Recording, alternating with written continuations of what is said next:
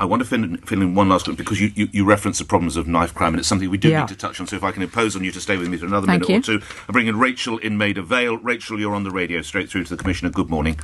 Good morning. So I've lived in the same area of London my whole life, and I'm increasingly concerned, as was alluded to, the knife crime, the safety of my 3 teenage children, and also even me walking down the street with an increase in muggings.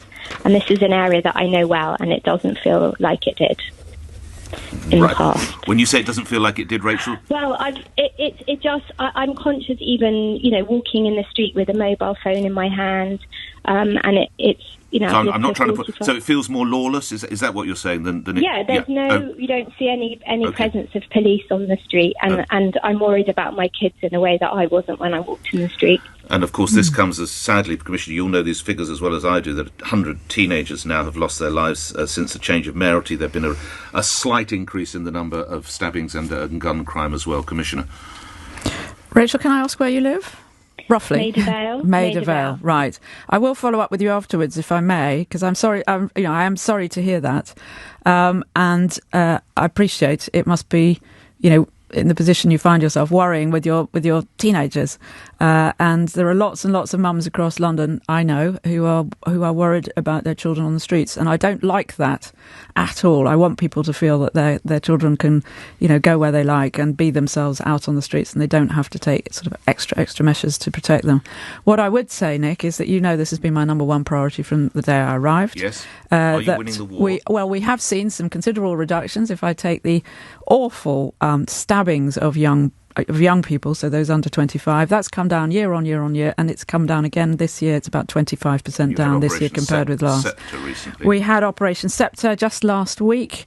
Just to sort of tell you what we are trying to do, Rachel, across the board, we arrested 1,200 people for sort of violence-related crimes, or people we know are violent people involved in violence. We took 260 weapons off the street. Just this week, we've taken, I think, 5 guns, including a Scorpion machine pistol, an Uzi, loaded. Scorpion is a machine. They're sort of machine pistols, really terrifying weapons, which you very rarely actually do see, thankfully, in this country. So we've put more resources. Well, that's a question.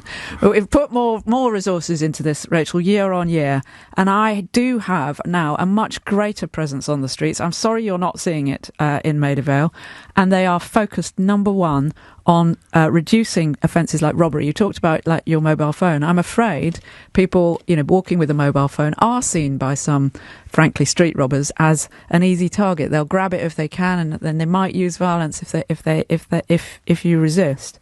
So having a phone out on the street is something that ideally we'd want people to avoid, but I know people feel that they just can't. But we've reduced, partly perhaps because of the COVID effect, I appreciate, but street robbery, which is what you're talking about, Rachel, is down 40% this year. Homicides, not down as much as I would like. Everyone is awful, but down this year on last by about just over 10%. And fewer teenagers. Your point, Nick, fewer teenagers. 14 teenagers this year. Awful thought.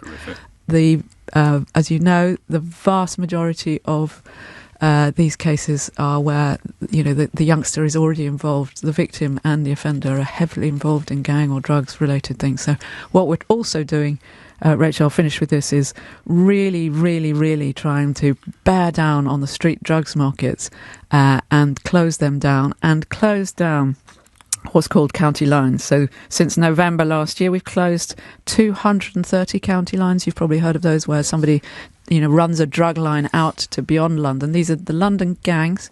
They've probably got drugs markets near our home as well, and we've been arresting the kind of the senior people in those groups, and I have to say safeguarding a lot of youngsters who've got involved in it along the way. Rachel, if you give your details, again, one of the Commissioner's team will pick up on your specific part of the year. A couple of final questions from me. Commissioner, 4 million public